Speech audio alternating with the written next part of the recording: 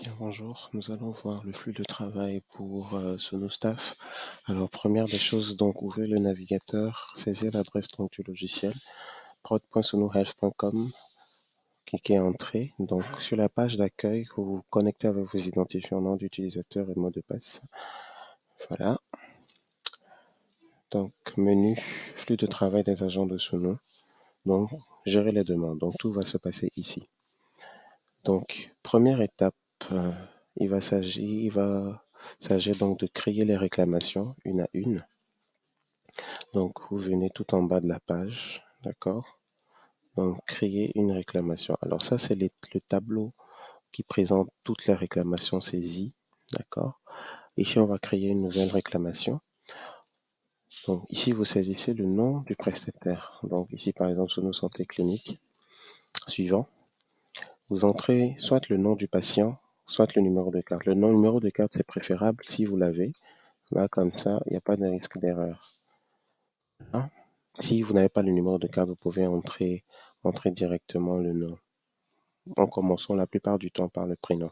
Alors, vérification du patient, vous voyez que c'est déjà fait, ce n'est plus à faire. Donc, catégorie d'acte, on choisit sensibilité ordinaire par défaut et on va à suivant. Donc, on descend tout en bas, on va à suivant.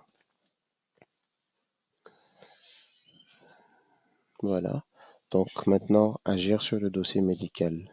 Alors, pour les centres, tout ce qui n'est pas pharmacie passe toujours par le dossier médical. Donc, au niveau du diagnostic, donc tout ce qui est avant diagnostic, c'est pas important. Au niveau de diagnostic, vous entrez le diagnostic en entier. Si vous l'avez sur la facture, il peut se présenter donc en texte comme ça, comme c'est écrit là, ou il peut se présenter sous forme de code, par exemple.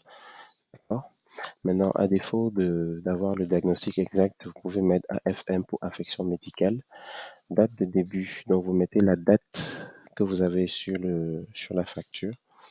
Donc, on va supposer, par exemple, que c'est le 11 mars. On va mettre 11 mars. Et toujours cliquer sur le petit plus pour pouvoir intégrer la saisie au dossier. Donc, plus pour l'intégrer, vous voyez, c'est coché. Donc, documentation, vous allez ensuite tout en bas, documentation clinique achevée, vous confirmez et vous enregistrez.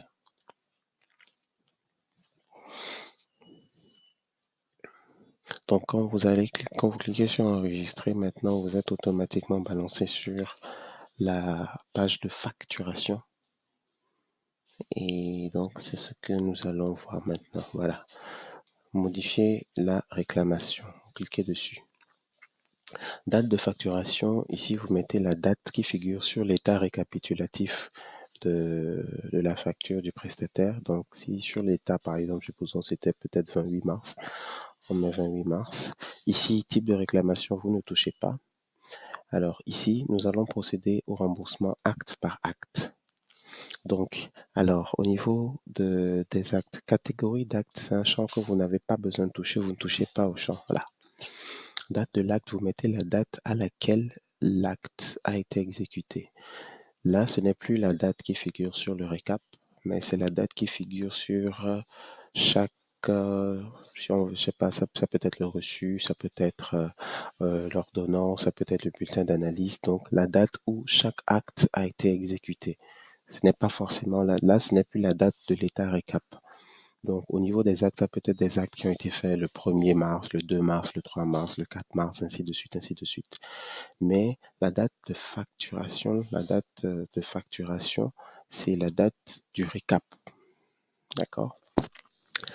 Voilà. Donc, ici, donc mars, peut-être que c'était quoi, le 5 mars par exemple, nom de l'acte. Si c'est consultation, là au niveau du type d'acte, vous allez vous référer au tableau de la classification des actes, où tous les actes sont classifiés en fonction de leur catégorie et de leur famille d'actes. On parle de famille d'actes ou de type d'actes.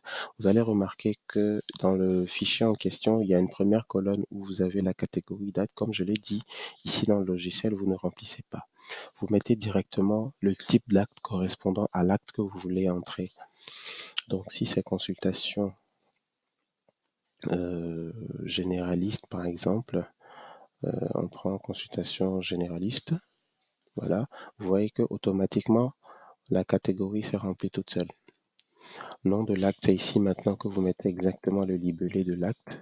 Si c'est consultation généraliste, vous mettez prix unitaire, quantité, et vous cliquez sur ajouter. Donc quand vous cliquez sur ajouter, l'acte passe dans le tableau en dessous.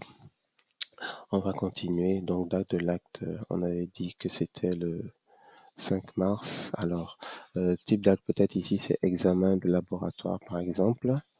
Voilà, examen de laboratoire. Vous voyez, la catégorie s'est remplie toute seule.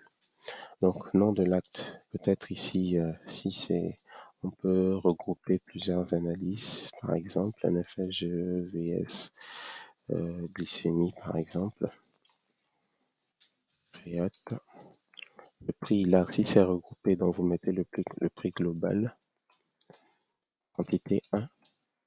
Alors, pourquoi je mets 1 dans ce cas? Parce qu'il fait la multiplication entre le prix unitaire et la quantité, obligatoirement. Donc, ajouter. On peut continuer. Donc, et ajouter autant d'actes que possible. Donc, on va peut-être mettre quoi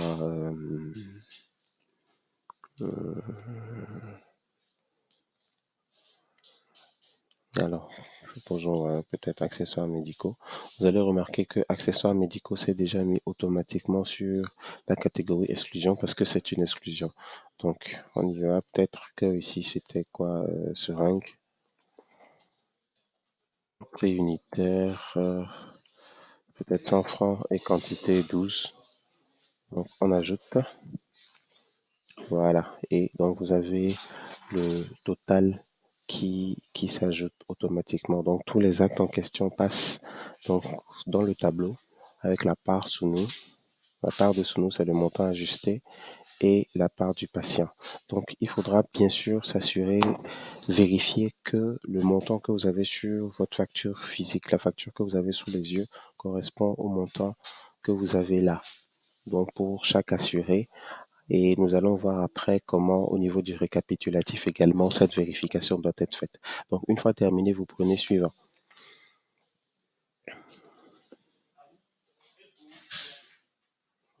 Voilà, donc une fois que vous prenez suivant, vous serez automatiquement rebalancé donc sur le tableau de départ où on avait commencé donc la création de la réclamation. Voilà. Donc, nous venons de créer une nouvelle demande. Donc, on va continuer. On va encore en créer une. Je vais encore en créer. On prend toujours.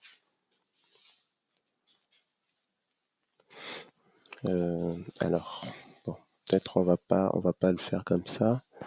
Donc, c'est clinique sur nos santé. Alors, on va le faire ainsi. Voilà, allons-y.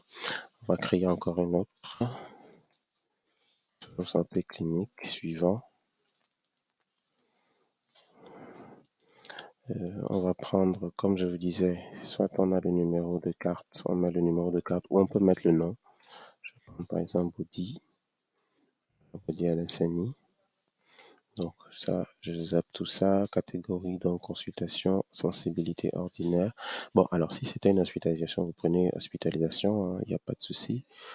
Degré d'urgence ordinaire. Quand vous prenez hospitalisation, par contre, vous devez impérativement mettre le nombre de jours de l'hospitalisation. Supposons que c'était 3. D'accord, on passe à suivant. Donc, agir sur le dossier médical, diagnostic. Alors ici, supposons que c'est paludisme simple. Donc la date, ici c'est quoi, 7 mars par exemple, et le plus pour intégrer le diagnostic. Donc tant que c'est pas coché, c'est que vous ne l'avez pas mis. Donc documentation clinique achevée et confirmée et enregistrée.